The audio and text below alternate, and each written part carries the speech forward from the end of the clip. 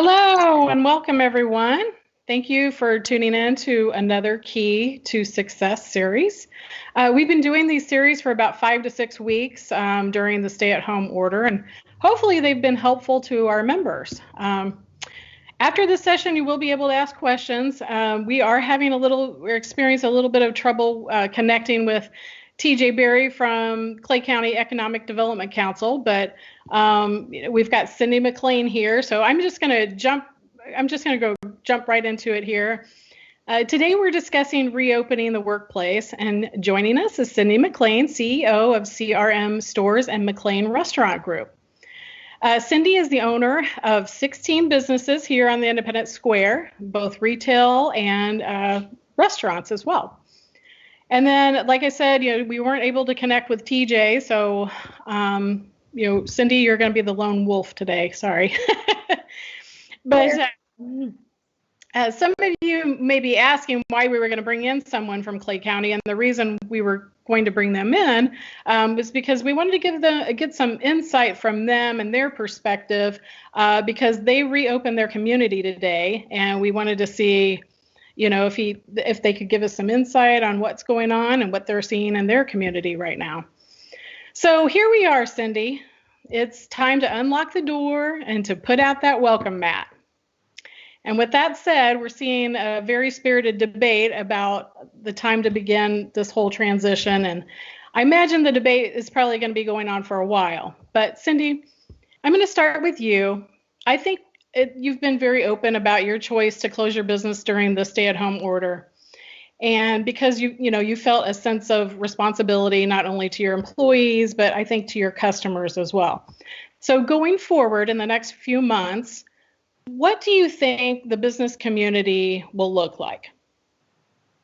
Man, that is a hard question, because it still feels like, 2 weeks ago, 3 weeks ago, it just felt like everything was changing by the hour. And then there was kind of a lull when we were just like, okay, we're staying at home. And it still kind of feels like it's almost changing still by the hour. We'll get surprise pop-ups from the county exec, or we'll get, it's just kind of like, it's been hard to navigate, making decisions, let alone trying to figure out what the landscape is going to look like. I know for us, I've been working on the last couple months on kind of what our businesses will look like reopening. They for sure will not look exactly like they looked before closure of COVID. We will all have shorter menus. We will all have shorter hours. For us, we're just going to open curbside. I'm not comfortable with the dining room yet. It may take me at least a minute or two, or a month or two. But so that's kind of what our business looks like. And then for the retails, going online has been key. I wasn't online before this, and that was absolutely crazy, silly, stupid of me. So that's been my focus, is going online with them. So they will be online and doing doorstep pickup until we're comfortable with people coming in the store and being together in that realm. Sure. Well, I can imagine it's probably been a hard decision, and you've had to make a lot of decisions the last few weeks and months, and I can't even imagine what that would be like. Moving forward and thinking about bringing back your employees. A lot of people have been laid off and are now collecting unemployment benefits, and some are receiving an additional $600 per week, I've read. And that's supposed to go on through July, and as part of this whole stimulus package. It might be a hard sell to bring those people back to the workplace. How are you planning to bring your employees back? We're bringing them back kind of slowly, because to your point, some of these, a lot of the people have been getting unemployment, and I don't want to pull them off of that if I can't provide them the hour to match that. So this again is just another tough thing to navigate, and I think it's harder for restaurants, because your business is depends so much on volume, And even just doing curbside, you're just still not doing the volume, but you're also not doing as many tasks inside. So it's a much bigger conversation, but we are bringing people back slowly to do what we feel like we can get done with fewer people, and then we'll add as business needs. That's kind of just randomly what I'm doing right now. Absolutely.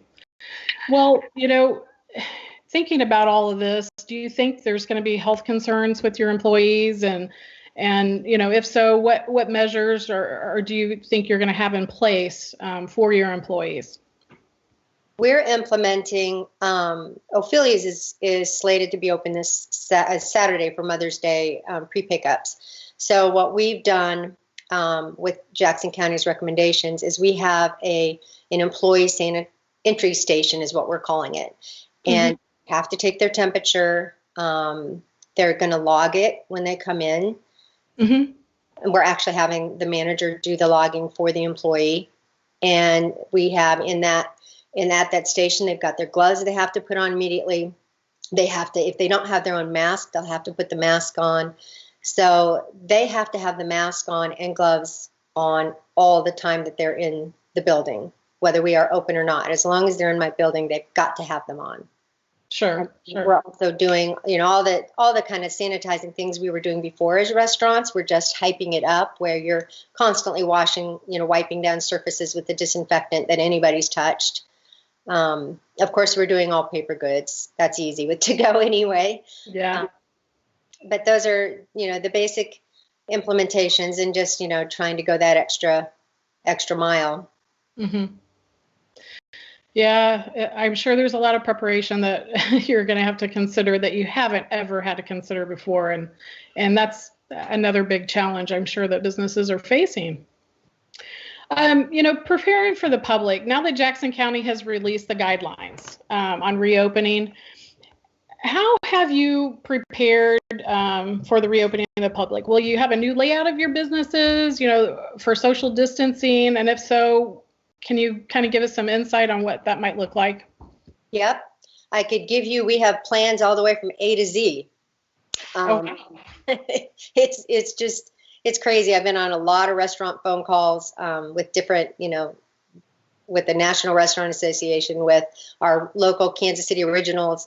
But we, of course, if we get to the point where we're in the dining room, we have already done different layouts that we can do by removing tables. Where we can't remove booths, we're going to tape them off so people will sit every other booth. We are at the beginning, if we get there, our customers will be required to wear masks until they're seated in their booth, just in case they're passing other people. These are just like preliminary thoughts because we haven't gotten there yet. We're still trying to figure out the whole curbside and safety inside and outside aspect, but we have given it thought, and we've thought about our outdoor spaces and how we can seat those because those aren't as regulated as the inside. But at the same time, to your first point, my staff and our customers in this community are really important to us, and we want to make sure that we are doing everything that we can think of to make sure that we're all safe. Yeah. And I think that's going to be so important moving forward with all businesses, especially restaurants, but all businesses. It's very important, and I'm glad to see that you're taking very careful consideration of everything that you're doing. Let's see here. I am going to ask a little bit about the supply chain. I was kind of hoping that TJ would have given us a little bit of insight too, because we're noticing grocery stores are now limiting the meat that you can purchase, and businesses may be finding out the same thing with their vendors, for products and so forth.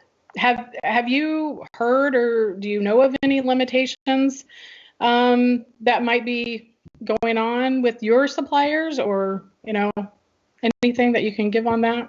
Yeah, it's interesting that you ask. We just had a conversation yesterday with our food purveyor, and they don't have a shortage yet because they're one of the larger purveyors. They have more access than some of the smaller ones, but it came with a warning of this could happen. So be thinking about that, in the next week or 2 weeks, 3 weeks about your menu.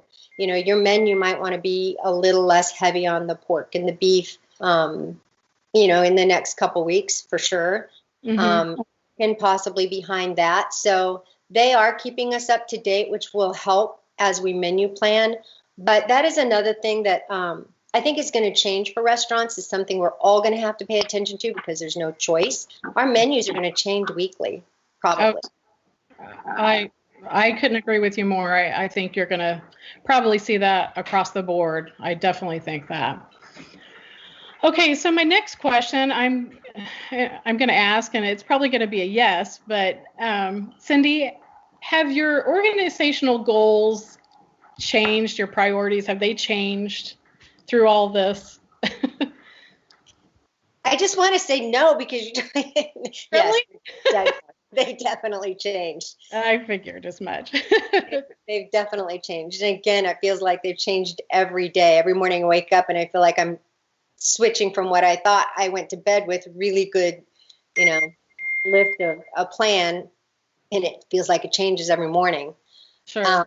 But yeah, it has. I mean, right now my focus and the organization that I'm working on now is just making sure that everybody's got the sanitizing things that they need in the buildings, the temperature, the thermometers, the masks, the gloves, the sanitizer, which, as you know, is a little bit tough to find. It's just as hard for us, although they have it right now. Masks are the same way. It's kind of good that we couldn't open because even Cisco was having trouble finding masks. So, right. That whole cleanliness, sanitizing, keeping people safe rose right to the top this week. Sure. Oh, sure. Okay, so wrapping things up, I've got one last question, then we'll open it up. I've got some questions here that people are wanting to ask here, but so what happens if there's a relapse? What measures will you take, or do you have a plan in place that you're going to go to if this happens? I have one in the back of my mind because, if you listen to the science, it's going to happen. What extent the public is willing to go back home, I don't know. But we will probably back out just like we did. We'll surgically kind of back out as we need to, which is another reason that for me, I'm bringing staff back slowly because I don't want to bring them back and have to lay them back off. That was probably the worst week of my life, having to do that. And so my goal is not to do that. So that is another reason why I am choosing to open everything very slow. Just because they say we can open doesn't mean I'm going to open everything right now. Sure. So that's, yes, if we have a relapse, I'm closing again. There's just, it's the safest thing to do. Sure. All right, let's open it up for some questions here from some Facebook participants. I've got a few here. Let's see. Questions this is from Lori Harp, and she's asking, I've seen several different ways that restaurants have handled both employees and guests and credit cards. And what are your plans, Cindy? We have a Touchless Pay system that's showing up today for Ophelia's and Score Pizza, so that even if you're the one who just called in your order, you can do the Touchless Pay. So you'll be putting in your own credit card. You'll be punching it. The staff will not be doing that for you. The other thing we're doing is we are signing up with Chow Now so that you can put your order in online, pay for it. Everything's done, and your package, you'll pull up, tell us what color car you're in, and we'll bring out the package, set it on a table, and you come and get it. So we are trying to implement those things as quickly as possible where there is as little possible contact. That's good. Very good. All right, we've got another question here.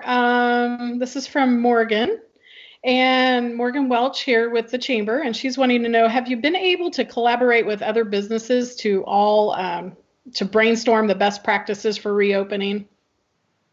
I have. I've been on with Missouri Main Street. we've had Wednesday morning call kind of webinars. And so I've had a chance to get to collaborate with some of those businesses, whether it was retails or restaurants. I also, like I mentioned before, I'm with the Kansas City Originals, and we had a call yesterday. We also have an email thread and a Facebook. So we kind of have been, keeping tabs on what each other's doing and trying not to make the mistakes others have made. We're a very honest group, which is very refreshing. And so we're honest with each other, and that's been very helpful. So yes, I mean, I feel like I've been on a lot of webinars and a lot of calls, just keeping track of what the National Restaurant Association recommends. I mean, yes. That's good that you guys are all collaborating. I mean, after all, we're in this together, right? 100%. Okay, so, I think I've got one more question here, or a couple more here, actually. This is from Mary House, and Mary would like to know, would pre-ordering and prepayment work both showing up in restaurant dining? I'm not sure. Pre-order, prepayment.